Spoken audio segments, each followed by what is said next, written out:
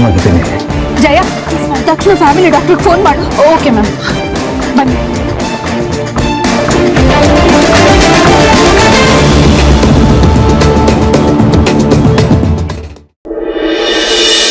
ಈ ಟ್ಯಾಬ್ಲೆಟ್ಸ್ನ ಮರೀದೆ ರೆಗ್ಯುಲರ್ ಆಗಿ ಕೊಡಿ.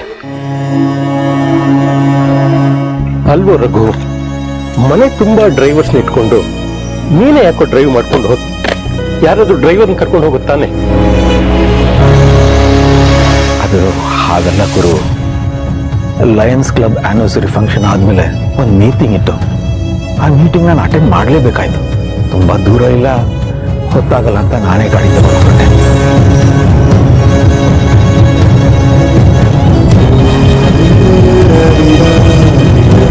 ಮೀಟಿಂಗ್ ಮುಗಿದ್ಮೇಲೆ ಊಟ ಮಾಡಿದೆ. ಯಾಕೋ ಸ್ವಲ್ಪ ಎದೆನೋ ಶುರುವಾಯಿತು.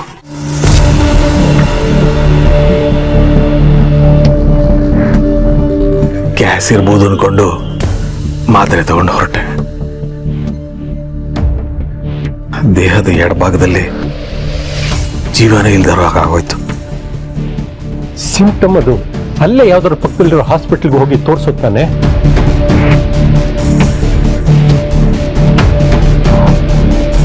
ಆ ಕ್ಷಣದಲ್ಲಿ ಏನ್ ಮಾಡಬೇಕು, ಏನಾಗ್ತಿದೆ ನನಗೆ ಒಂದು ಗೊತ್ತಾಗ್ಲಿಲ್ಲ.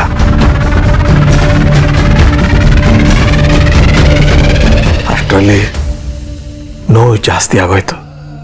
ಗಾಡಿ ಹೇಗೋ ಹೋಗಕ್ ಶುರುವಾಯ್ತು.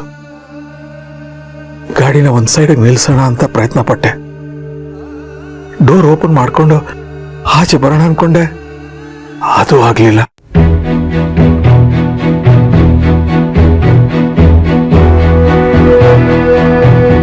Heart attack. ರೀ,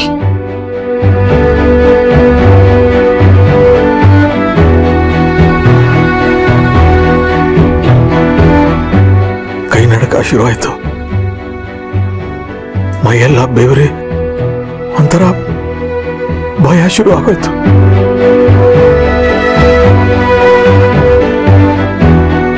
ಆಮೇಲೆ ಚಿಕ್ಕಂದಿನಿಂದ ಇಲ್ಲಿಯವರೆಗೂ ನನ್ನ ಜೀವನದ ಪ್ರಯಾಣ ಒಂದು ಕ್ಷಣದಲ್ಲಿ ಕಣ್ಮುಂದೆ ಬಂದು ಹೋದಾಗಾಯ್ತು.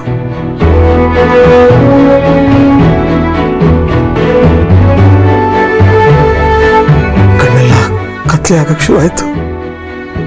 ನಾನು ಕಣ್ಣು ಮುಚ್ಕೊಂಡು ಸ್ಟೀರಿಂಗ್ ಮೇಲೆ ಹಾಗೆ ತಲೆ ಕೊಟ್ಟೆ. ಆ ಕ್ಷಣದಲ್ಲಿ ನನ್ನ ತಲೆಗೆ ಬಂದ ಯೋಚನೆ ಏನಂದ್ರೆ, ನನ್ನ ದೊಡ್ಡ ಮಗ ಆದಿತ್ಯ ಬಿಸ್ನೆಸ್, ಕುಟುಂಬ ಎರಡೂ ಸಂಭಾಳಿಸ್ತಾನೆ. ನನ್ನ ಚಿಕ್ಕ ಮಗನ್ನ ಅಖಿಲ ಸಂಭಾಳಿಸ್ಕೊತಾಳೆ. ನನ್ನ ತಮ್ಮ, ಅವ್ರ ಕುಟುಂಬ ನಮ್ಮ ಜೊತೆನೇ ಇದೆ.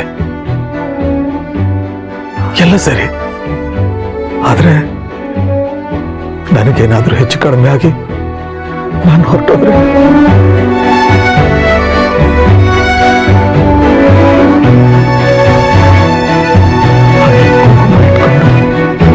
ಸುಮಂಗಲಿಯಾಗಿ ಲಕ್ಷಣವಾಗಿ ಕಾಳನ್ನ ಅಖಿಲ ಹೇಗಿರ್ತಾಳೆ ಅಂತ ನನ್ನಿಂದ ಕಲ್ಪನೆ ಕೂಡ ಮಾಡ್ಕೊಳಕ್ಕಾಗಲಿಲ್ಲ. ಆ ಸಮಯಕ್ಕೆ ಸರಿಯಾಗಿ ನಮ್ಮ ಹನುಮಂತನ ಮಗಳು ಪಾರು ಬಂದು ನನ್ನ ಕಾಪಾಡಿದ್ರು.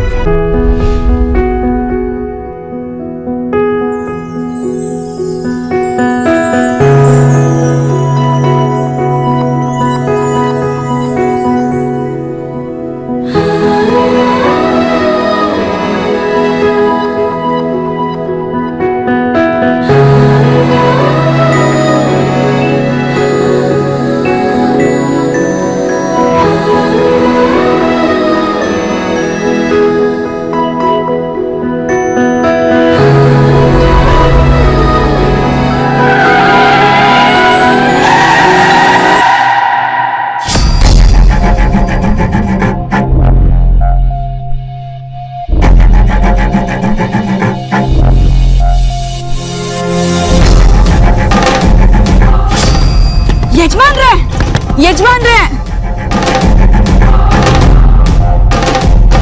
ಯಜಮಾನ್ರೆ, ಯಜಮಾನ್ರೆ. ಯಜಮಾನ್ರೆ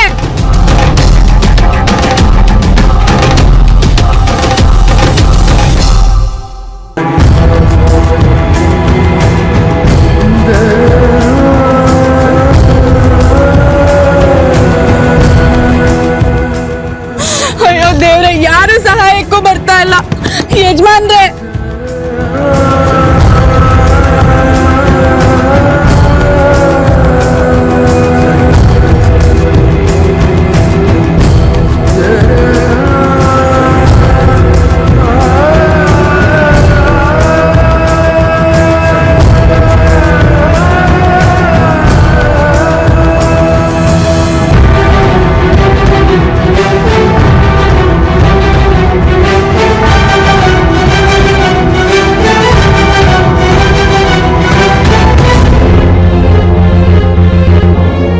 ಯಜಮಾನ್ರೆ ಯಜಮಾನ್ರೆ ಏನಾಯ್ತು ಯಜಮಾನ್ರೆ? ಅಯ್ಯೋ ದೇವ್ರೆ, ಎಲ್ಲಿಗಮ್ಮ? ಹಾಸ್ಪಿಟ್ಲ್ಗಣ್ಣ. ಯಾವ ಹಾಸ್ಪಿಟ್ಲಿಗಮ್ಮ? ಯಾವ್ದಾದ್ರು ಹಾಸ್ಪಿಟ್ಲು. ಅವಾಗಿಂದ ಯಾವ ಗಾಡಿ ನಿಲ್ಸಿದ್ರು ನಿಲ್ತಾ ಇಲ್ಲ. ನಮ್ಮ ಯಜಮಾನ್ರು ಮೂರ್ಛೆ ಹೋಗಿದಾರಣ್ಣ. ದಯವಿಟ್ಟು ಸಹಾಯ ಮಾಡಿ ಅಣ್ಣ, ನನ್ಗೆ ಏನ್ ಮಾಡ್ಬೇಕಂತ ಗೊತ್ತಾಗ್ತಿಲ್ಲ.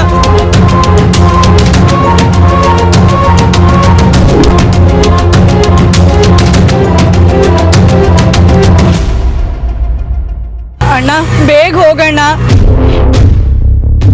ಯಜಮಾನ್ರೆ ನಿಮ್ಗೇನು ಆಗೋದಿಲ್ಲ.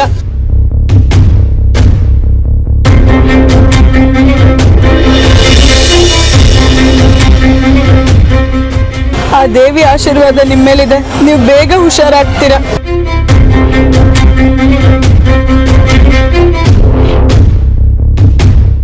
ಅಮ್ಮ ತಾಯಿ, ಯಜಮಾನ್ರು ಬೇಗ ಹುಷಾರಾದ್ರೆ ನಿನಗೆ ವಿಶೇಷ ಪೂಜೆ ಮಾಡಿಸ್ತೀನಮ್ಮ. ದಯವಿಟ್ಟು ಅವ್ರನ್ನ ಕಾಪಾಡು.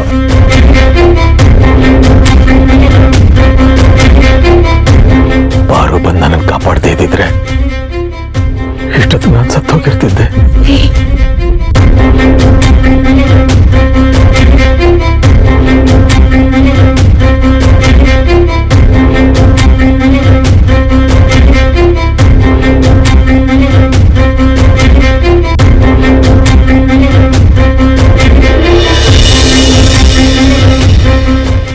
ಕರುಣೆಯ ಪೈರು ನಮ್ಮಿ ಪಾರು. ಜೀ ಕನ್ನಡ ಬಯಸಿದ ಬಾಗಿಲು ತೆಗೆಯೋಣ. ಈಗಲೇ ಜಿ5 ಆಪ್ ಡೌನ್ಲೋಡ್ ಮಾಡಿ ನಿಮ್ಮ ನೆಚ್ಚಿನ ಕಾರ್ಯಕ್ರಮಗಳನ್ನು ಎಲ್ಲಾದರೂ ಯಾವಾಗಲಾದರೂ ಉಚಿತವಾಗಿ ನೋಡಿ.